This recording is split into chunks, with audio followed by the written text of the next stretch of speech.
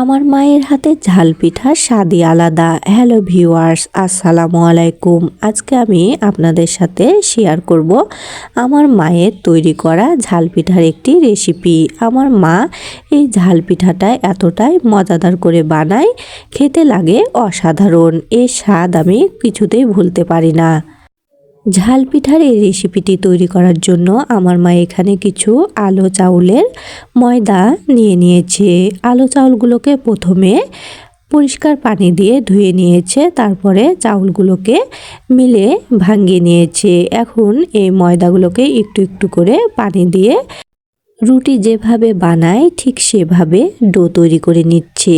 আর পানিটা একবারে ঢেলে দেওয়া যাবে না, তাহলে এটা বানানো ভালো হবে না। একটু একটু করে দিয়ে একটু ধৈর্য সহকারে এগুলোকে মেখে নিতে হবে। ময়দাগুলো যত ভালো করে মেখে ডো তৈরি করবেন, পিঠা বানানোর সময় পিঠাটা তত সুন্দর হবে। একটা পিঠাও ভেঙে যাবে না এবং কোনো প্রকার ফাটলের সৃষ্টি হবে না। এই তো খুব সুন্দরভাবে মেখে ময়দাগুলোর একটা ডো তৈরি হয়ে গিয়েছে।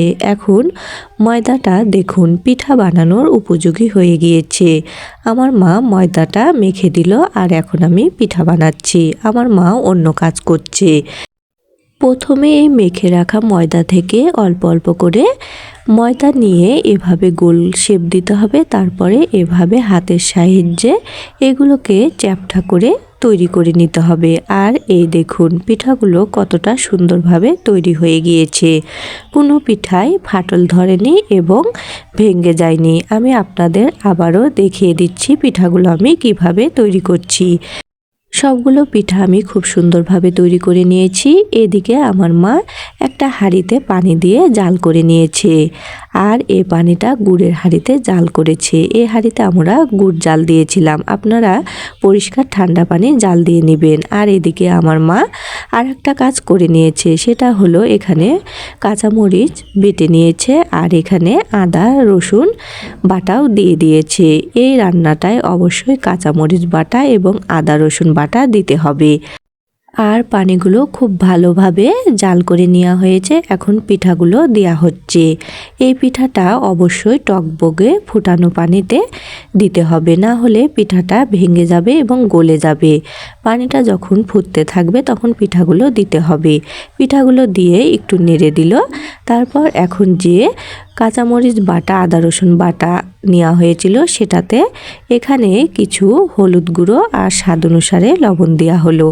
দেওয়ার পর সমস্ত উপকরণ পিঠার মধ্যে দিয়ে ভালোভাবে নাড়াচাড়া করা হচ্ছে, তাতে সবগুলো উপকরণ মিক্সড হয়ে যাবে। আর এখানে পিঠা বানাতে বানাতে কিছুটা ময়দা রেখে দিয়েছিলাম।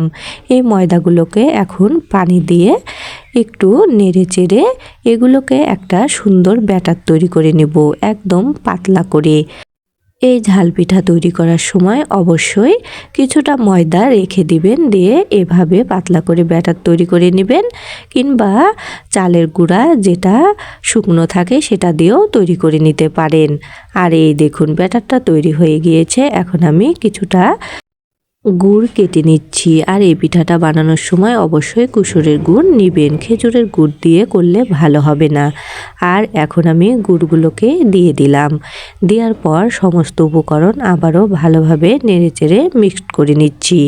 এগুলো আমি ততক্ষণ পর্যন্তই নাড়ব যতক্ষণ পর্যন্ত না গুড়গুলো গলে যায়।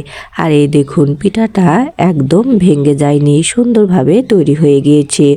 গুড়গুলো গলে গিয়েছে। এখন আমি যে ব্যাটারটা তৈরি করে রেখেছিলাম সেটা দিয়ে দিলাম। এই ব্যাটারটা দিলে সাথে সাথে ঝোলটা গাঢ় হয়ে যাবে, আর দেখতেও ভালো লাগবে এবং খেতেও ভালো লাগবে। এই দেখুন পিঠাটা তৈরি হয়ে গিয়েছে, আর ঝোলটা কত সুন্দর গাঢ় হয়ে গিয়েছে। এই পিঠাটা এখন আমি চুলা থেকে হাঁড়িটা নামিয়ে একটা বাটিতে সার্ভ করব। এই দেখুন আমি একটা বড় গামলাতে এই পিঠাগুলো সার্ভ করেছি। কি অসাধারণ লোভনীয় পিঠা হয়েছে। এই ঝাল পিঠাটা তৈরি করার সময় আদা রসুন বাটা এবং ঝাল লবণ দিয়ে তৈরি করা হয় বলে গুড়ের সাথে একটা সুন্দর টেস্ট আসে, আর এই পিঠাটা খেতে বেশ ভালো লাগে। ভিডিওটি ভালো লাগলে অবশ্যই লাইক কমেন্ট এবং শেয়ার করবেন। আল্লাহ হাফেজ।